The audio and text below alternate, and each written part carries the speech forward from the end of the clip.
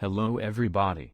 Welcome to Number 1 Doctor channel. Today video is about diseases of the endocrine system, which is part of our playlist called Short Medical Notes, in which we will have short videos about important topic in medicine. But please do not forget to like and share our videos and subscribe to our YouTube channel Number 1 Doctor, and join our social media accounts in the links below each video. Our aim is to share the correct medical knowledge for all for free. Share and be shared. Today we will talk about diseases of the endocrine system. Most thyroid nodules are benign, but the few that are malignant must be diagnosed and treated.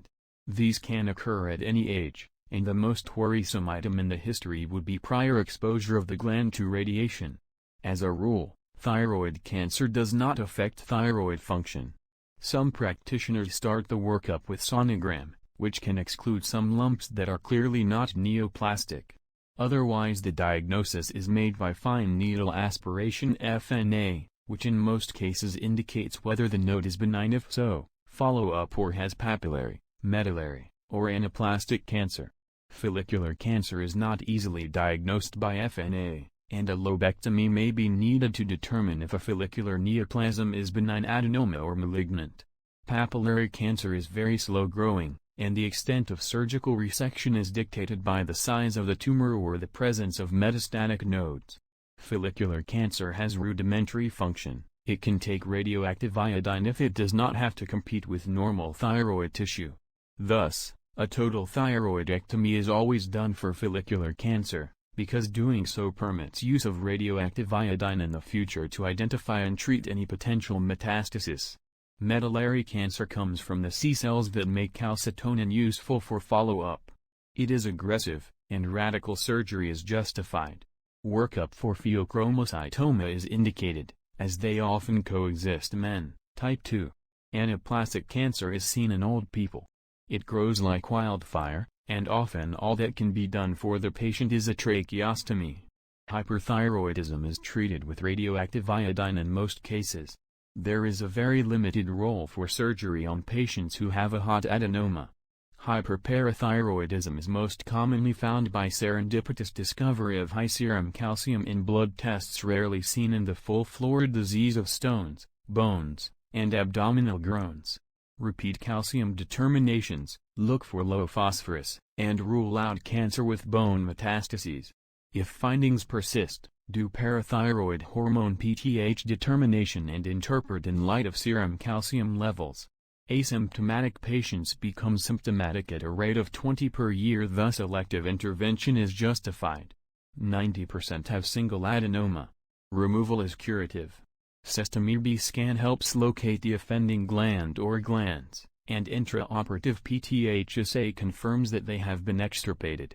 In the few patients who have hyperplasia, transplantation of all the parathyroids to the forearm facilitates future titration to keep the disease under control. Cushing can be identified at a glance by looking at the picture of a lovely young woman next to a picture of a monster who is the same lady a couple of years later. The monster has a round, ruddy, hairy face, buffalo hump, supraclavicular fat pads, obese trunk with abdominal stria, and thin weak extremities. Osteoporosis, diabetes, hypertension, and mental instability are also present. Workup starts with an overnight low-dose dexamethasone suppression test. Suppression at low dosage rules out the disease. She is just a fat hairy lady. If there is no suppression, 24-hour urine-free cortisol is measured, and if elevated, we go to a high-dose suppression test.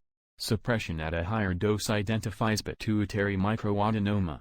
No suppression at either dosage identifies adrenal adenoma or paraneoplastic syndrome.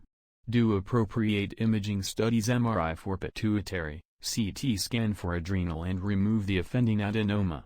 The Mayo Clinic advocates a different diagnostic algorithm, where the diagnosis of Cushing disease is established by 24-hour urinary collection for free cortisol levels. Patients with this disease have levels 3-4 times the normal and relies on measurement of corticotropin to differentiate pituitary adenomas from adrenal adenomas.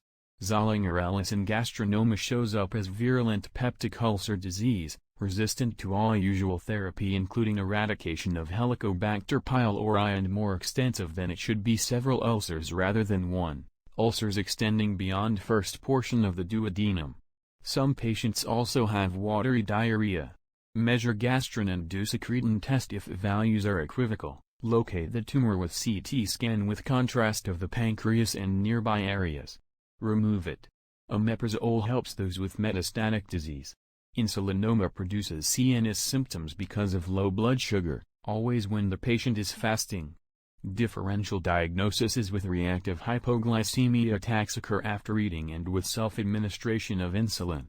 In the latter the patients have reason to be familiar with insulin, some connection with the medical profession, or with a diabetic patient, and in plasma assays they have high insulin but low C-peptide. In insulinoma both are high. Do CT with contrast of pancreas to locate tumor, and remove it.